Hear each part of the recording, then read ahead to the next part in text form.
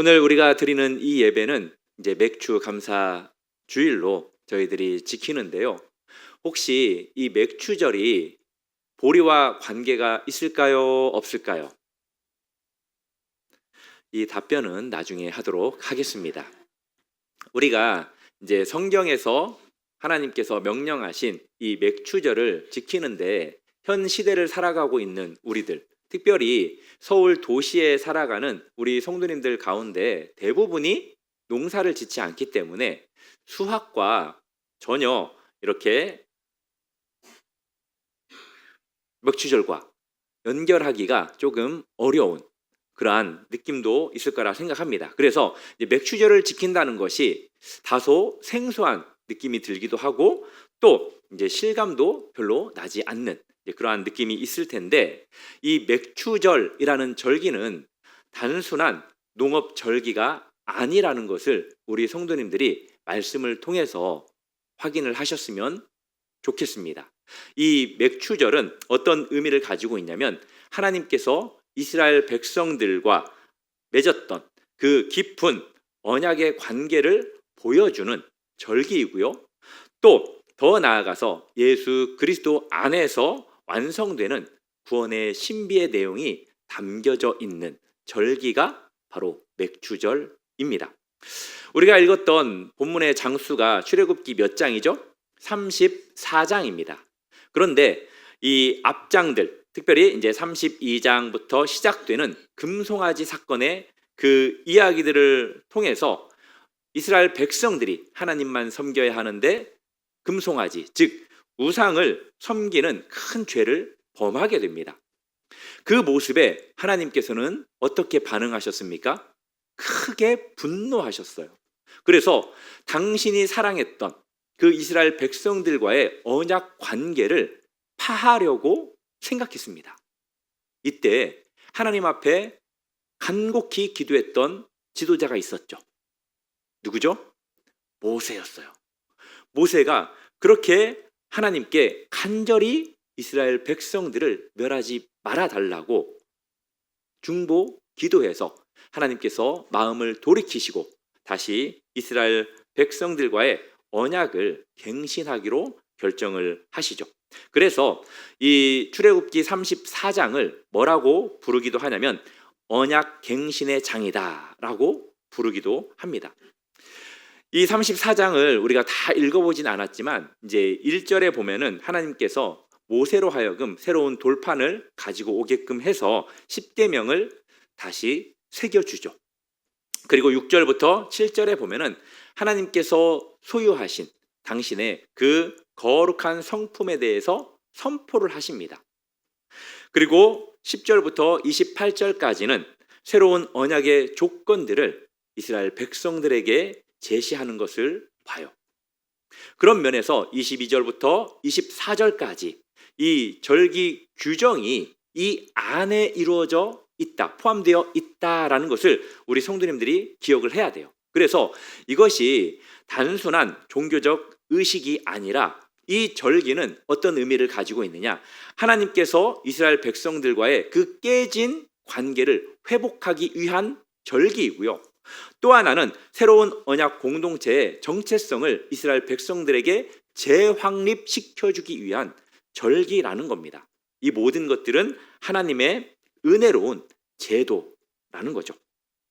금송아지 사건으로 하나님과의 그 관계가 깨어졌던, 하나님을 떠났던 그 백성들을 이제 하나님 앞으로 다시 나아올 수 있도록 하나님께서 그렇게 길을 열어주셨어요. 이 절기는 그래서 하나님과의 관계의 회복을 지속하기 위해서, 그리고 깊이 있게끔 하기 위해서 거룩한 만남을 하나님과 이루게끔 하기 위해서 만들어준 하나님의 제도라는 거예요. 하나님께서 이 맥주절뿐만이 아니라 이 맥주절을 포함해서 이스라엘 백성들에게 지키라고 했던 절기가 크게 2개일까요? 3개일까요? 4개일까요? 자신 있게 답변해 주시면 감사하겠습니다.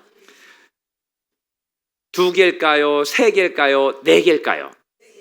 맞아요. 항상 정답은 기본적으로 2번째입니다. 그래서 이스라엘이 하나님 앞에 지켜야 하는 절기를 3대 절기라고 하거든요. 혹시 이 절기에 대해서 다 아시는 분? 오늘 이 시간을 통해서 우리 성도님들이 이 절기에 대해서 다 외우시기를 바랍니다. 그러면 구약 성경에 나오는 신약에서도 언급되는 이 절기가 어떤 절기구나라는 것을 쉽게 이해할 수 있어요. 기본적으로 이제 우리 성도님들이 외워야 할 3대 절기를 어떻게 외우시냐면 유칠초로 외우세요. 유칠초. 맨 앞에 있는 그 절기들. 유월절, 칠칠절, 초막절.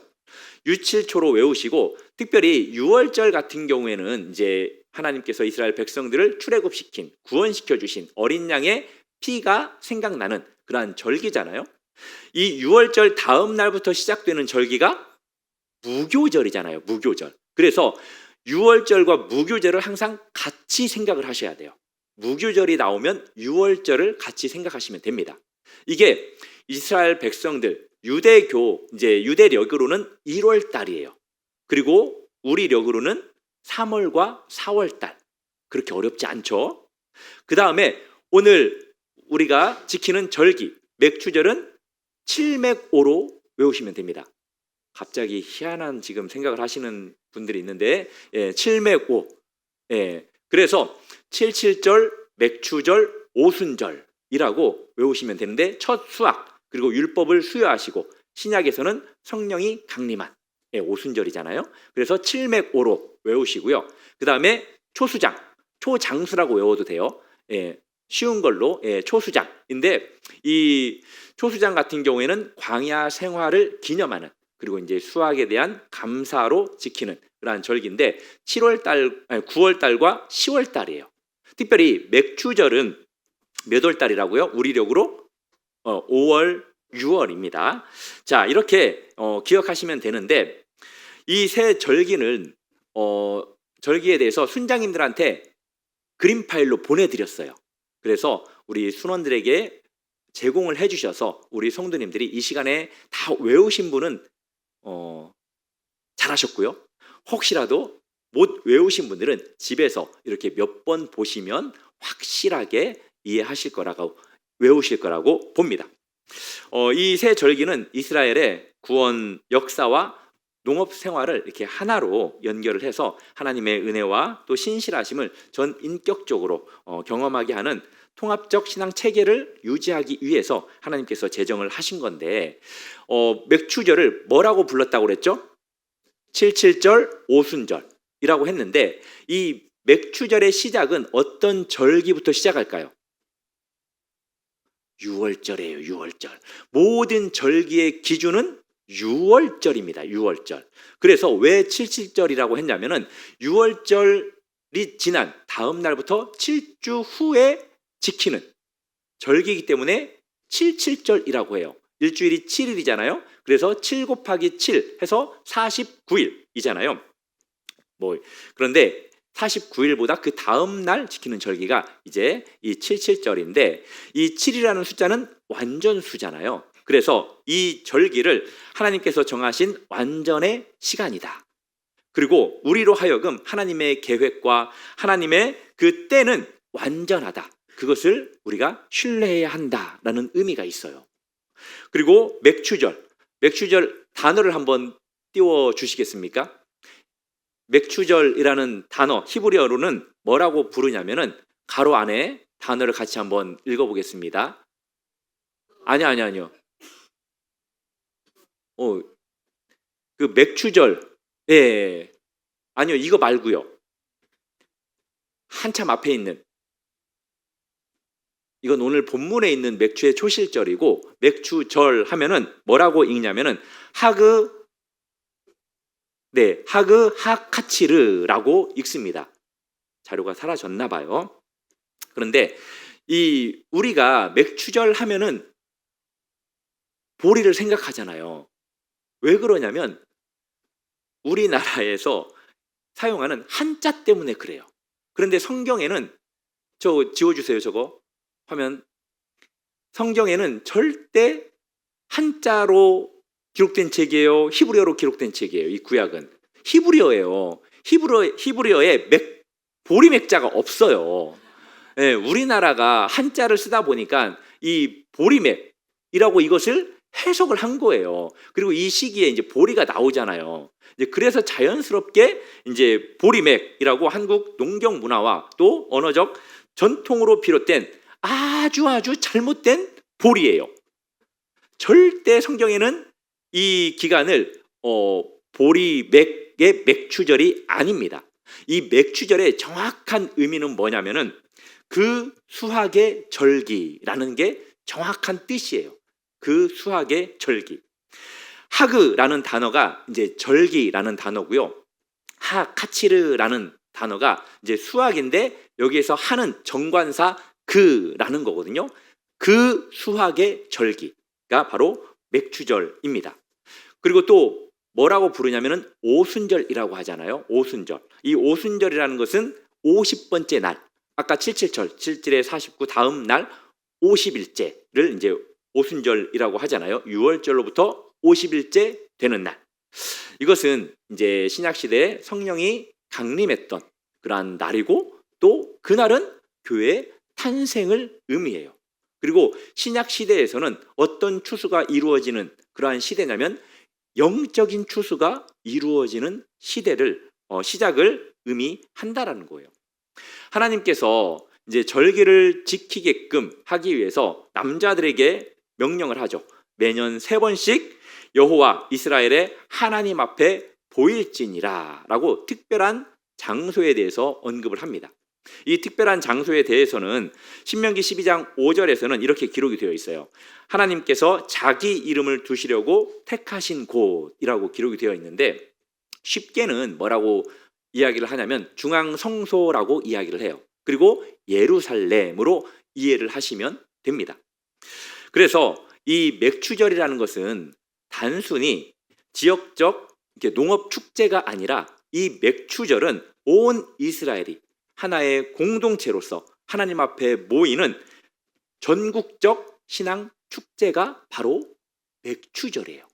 그래서 우리도 이 시간에 우리 성도님들의 마음 가운데 이 절기를 지키는 마음이 어떤 마음이어야 되느냐? 지금 이 표정은 아니라는 거예요. 하나님께서 우리에게 베풀어 주신 그 은혜에 대한 감사, 마음속에서 축제의 그런 기분으로 이 시간 예배를 드려야 된다는 거예요. 믿으십니까?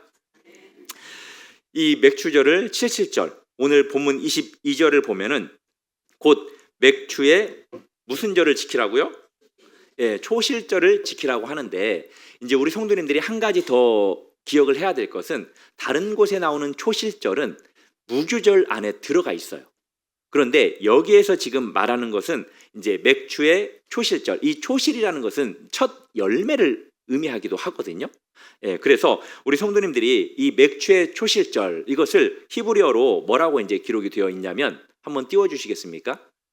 예, 같이 저 괄호 안에 있는 글을 한번 읽어보겠습니다. 시작. 비쿠레이 카치르 히팀이라는 건데 아까 그냥 맥추절 했을 때에는 하그 하카치르라는 거였잖아요. 하그 하카치르였는데 이거 같은 경우에는 이제 어떤 것을 하나님 앞에 첫 열매로 드려야 하는지 그 곡식에 대해서 언급을 하고 있어요. 여기서 밀이라는 단어가 나오는데 밀이라는 단어가 뭘까요? 바로 히팀이라는 단어예요. 그러니까 맥추의 초실절 이것은 밀 추수의 첫 열매들을 하나님 앞에 드리라는 거거든요. 그러니까 맥추절 하면은 우리 성도님들이 보리 대신에 앞으로 생각하려면 밀을 생각하시고요. 밀보다도 그냥 우리가 수확하는 그것으로 드리는 절기다라고 이해를 하시면 되겠습니다. 여기에서 이제 비쿠레이라는 이 단어가 첫 열매들인데 무엇의 첫 열매들? 아까 이야기했죠. 카치르는 수확이라는 단어예요. 우리 성도님들이 이렇게 기억을 하시면 되겠는데 하나님께서 이 77절 곧 맥추의 초실절을 어떻게 하라고요? 지켜라라고 명령을 하셨어요. 지킨다는 것은 단순히 행하는 것 이것을 의미하는 것이 아니라 어떤 의미를 가지고 있냐면 만들어내고 창조한다라는 의미를 가지고 있어요. 그러니까 이 절기를 지키는 것이 수동적이어야 될까요? 적극적이고 능동적이어야 될까요?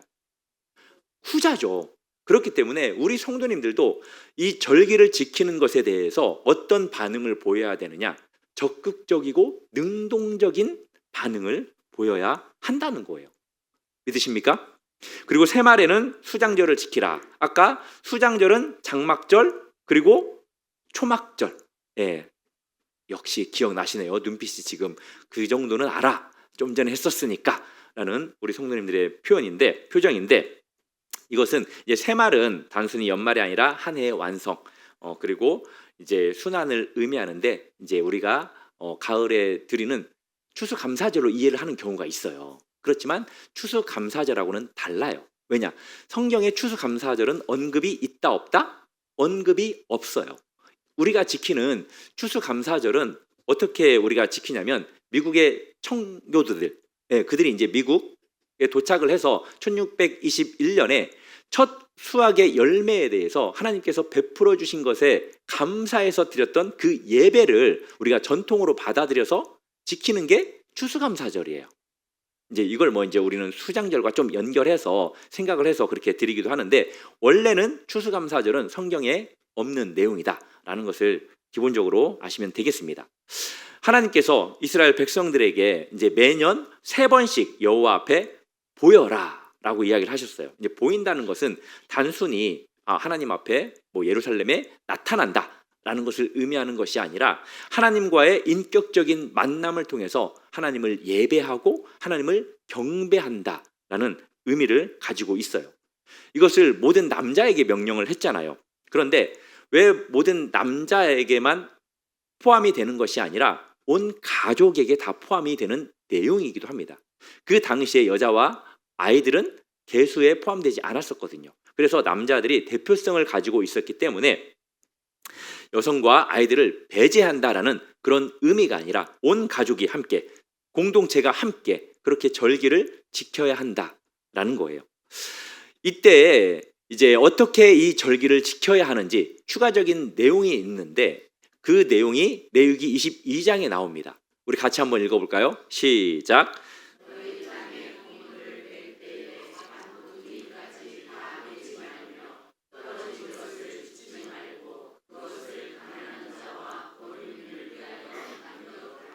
아멘.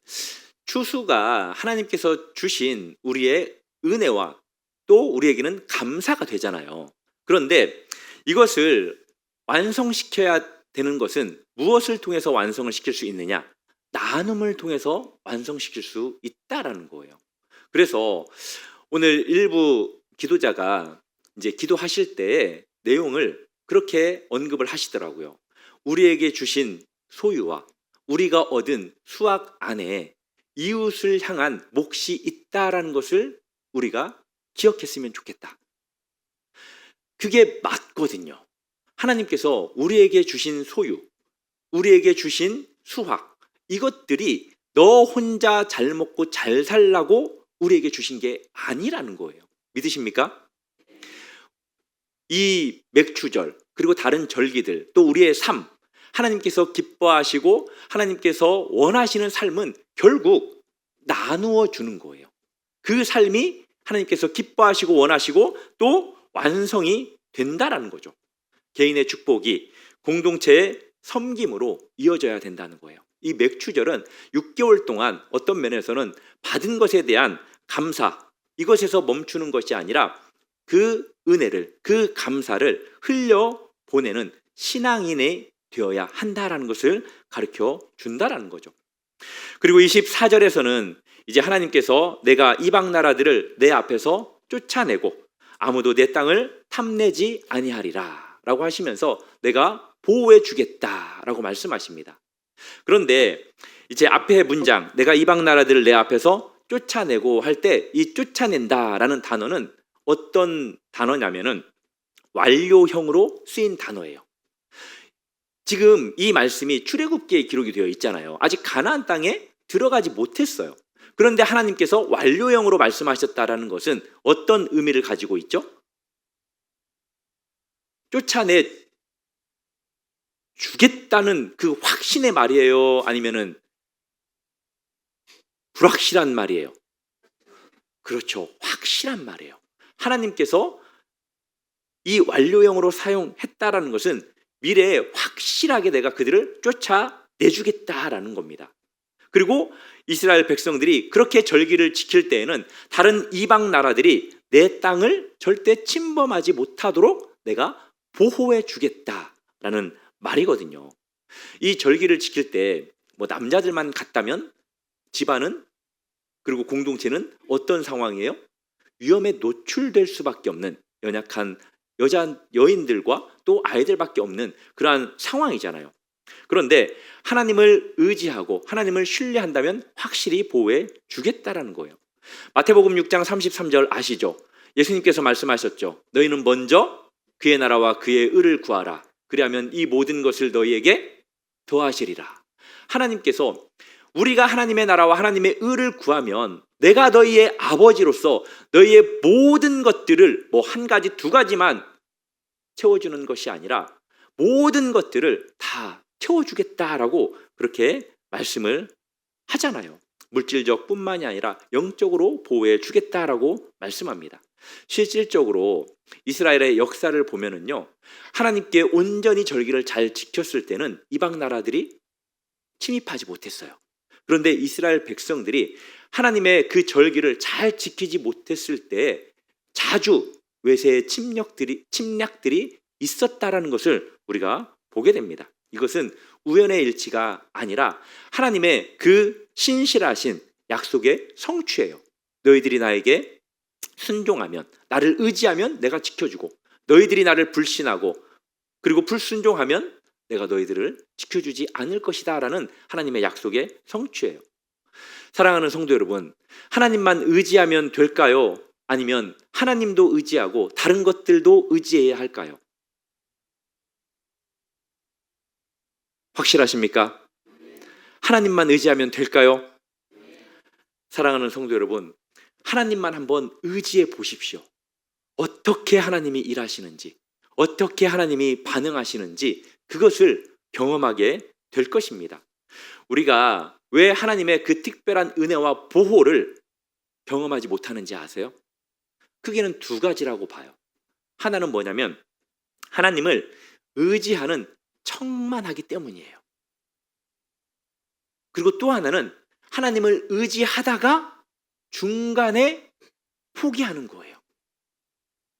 그래서 우리가 하나님을 제대로 의지하지 못하기 때문에 하나님께서 베풀어 주시는 은혜를 못 받는 거예요. 조지 밀러 목사님께서 다음과 같이 말씀했어요. 같이 한번 읽어보겠습니다. 시작. 하나님만 의지하는 것이 세상의 모든 보장보다 확실하다. 아멘. 믿으십니까? 세상의 모든 것을 다 합쳐도 하나님의 그 능력과 하나님의 그 전능하심에 손톱에 때만큼도 못하다라는 거예요.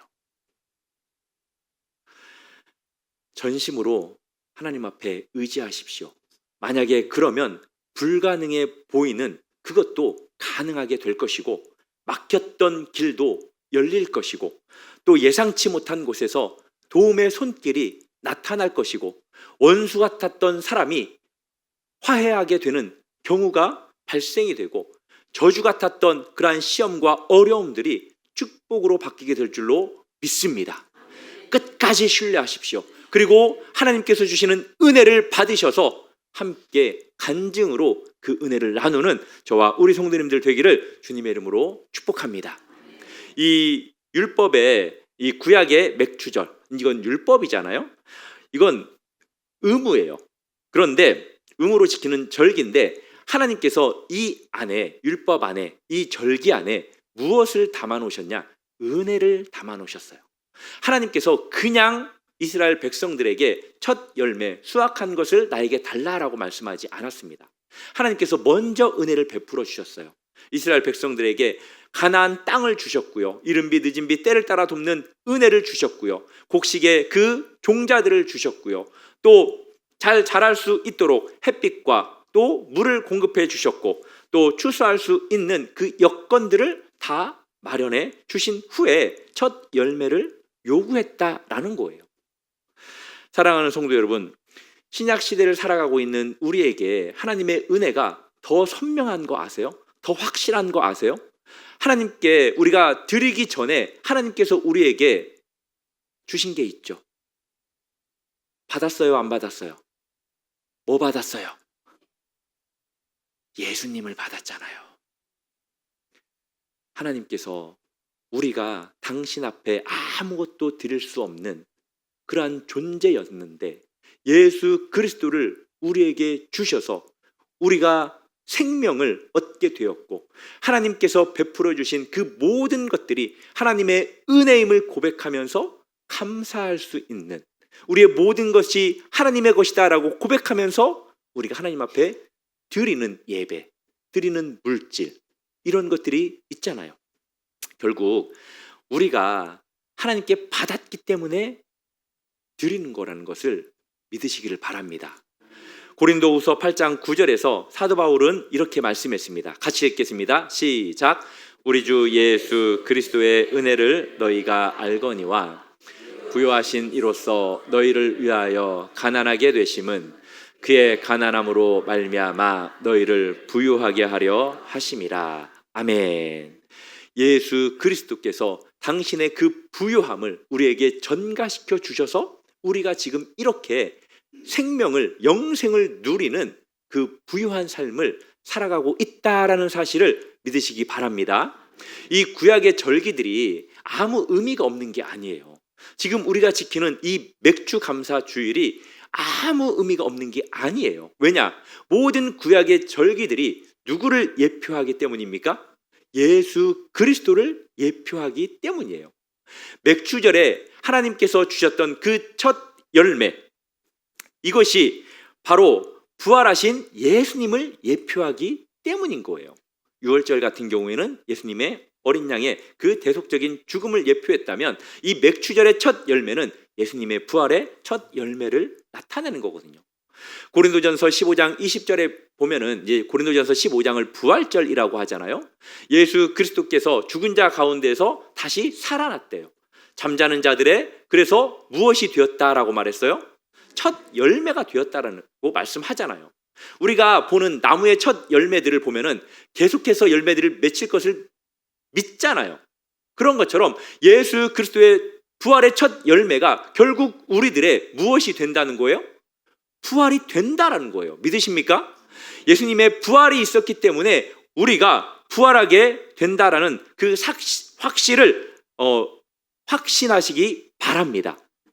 이제 더 이상 우리는 지상에서 이스라엘 백성들이 드렸던 그 열매들을 하나님 앞에 드리는 것을 넘어서는 드림이 있어야 돼요.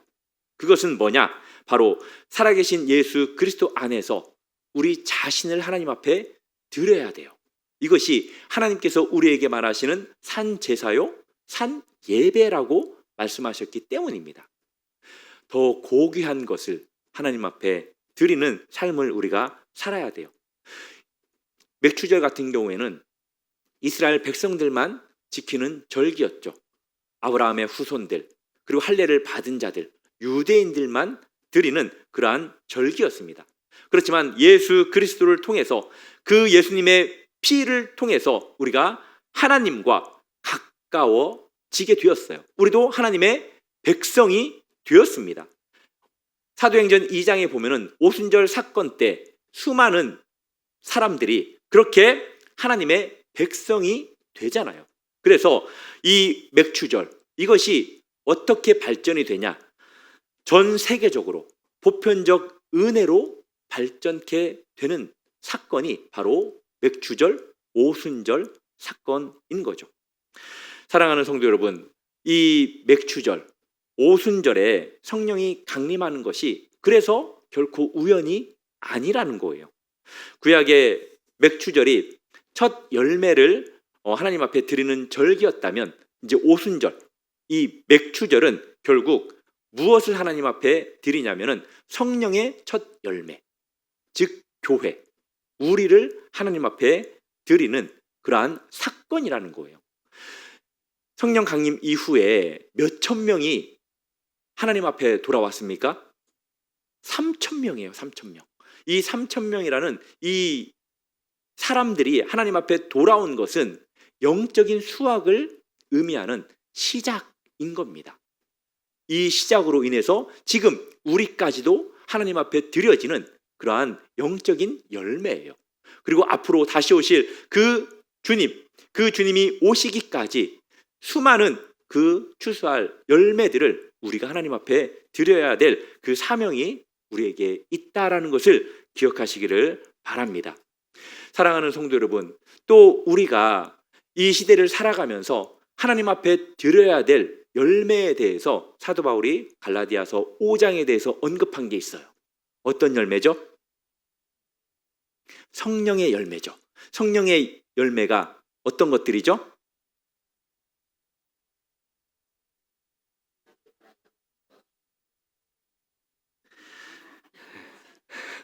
네, 그렇게 어려운 거 아니니까요. 우리 성도님들이 기억을 하셨으면 좋겠어요. 그래야 내가 맺고 있는 것들이 성령의 열매구나라는 것을 알 수 있거든요. 그런데 이 9가지로 나누어져 있지만 실상 이 열매는 하나예요. 하나. 믿으시죠? 예, 이제 우리가 성경을 보면 이게 하나라는 걸 알 수 있어요. 우리가 뭐 이건 맺고 저건 못 맺는다. 이게 온전한 모습이 아니라는 거예요. 이것도 맺고 저것도 다 맺는 모습이 바로 온전한 모습이고 그 열매들을 하나님 앞에 우리가 드려야 돼요. 그 열매들을 어디에서 맺어야 되느냐? 기본적으로 가정에서 맺어야 돼요. 가정에서. 그리고 다니는 직장에서. 그리고 우리 주변의 이웃들에서. 그리고 교회 안에서 이 열매를 맺는 우리 성도님들이 되기를 주님의 이름으로 축복합니다. 이런 열매들을 맺어서 하나님 앞에 드리면 우리 하나님께서 마지막 때에 하나님 앞에 선 우리들에게 어떤 것을 보상해 주느냐? 생명의 면류관, 의의 면류관, 영광의 면류관으로 우리에게 보상해 주실 거예요. 믿으십니까? 이제 말씀을 맺겠습니다. 이 맥추절의 핵심은 감사로 시작을 해가지고 소망으로 완성되는 그러한 절기예요. 하나님께서 지금까지 신실하셨으니까 앞으로 남은 올해에 그 마지막까지 우리에게 신실할 것을 믿는 믿음으로 우리가 살아가시고요. 하나님께서 베풀어 주셨던 그 은혜들, 그 감사들 혼자만 누리지 마시고 다른 사람들과 나누시기를 바랍니다. 그리고 추수할 것들이 많이 있어요. 그것들을 이루기 위해서, 추수하기 위해서 우리 성도님들이 전도와 선교에도 관심을 가져주시기를 바랍니다. 그리고 하나님 앞에 우리가 이제 감사하면서 예물을 드리잖아요. 이 감사하는 마음으로 드리는 이 예물이 우리 성도님들에게 화면에 띄워주시겠습니까? 무엇이 아니라 의무가 아니라 사랑의 표현이 되기를 바랍니다. 하나님께서 우리를 사랑하신 것처럼 저도 하나님을 사랑합니다 라는 마음으로 물질에 많고 적음이 중요한 게 아닙니다. 거기에 마음을 담아서 사랑을 담아서 하나님 앞에 드릴 수 있기를 바랍니다. 구약의 이스라엘 백성들은 첫 열매를 하나님 앞에 드릴 때 어떤 마음으로 드렸냐면 기쁜 마음으로 드렸어요. 그래서 하나님 앞에 드릴 때 억지로 인색함으로 드리지 마시고요. 기쁜 마음으로 하나님 앞에 드리시기를 바랍니다. 하나님 앞에 드린다는 것은 적고 많고를 떠나서 내 전체를 하나님 앞에 드린다라는 것과 같은 거예요. 그러니까 우리 성도님들께서 그 사실을 항상 기억하시기를 바랍니다. 우리 마지막으로 시편 136편 1절만 같이 읽겠습니다. 시작. 여호와께 감사하라. 그 인자심이 영원함이로다. 아멘. 하나님께서 우리에게 베풀어 주신 그 은혜들 기억하시면서 말씀의 은혜를 생각하시면서 함께 찬양하겠습니다.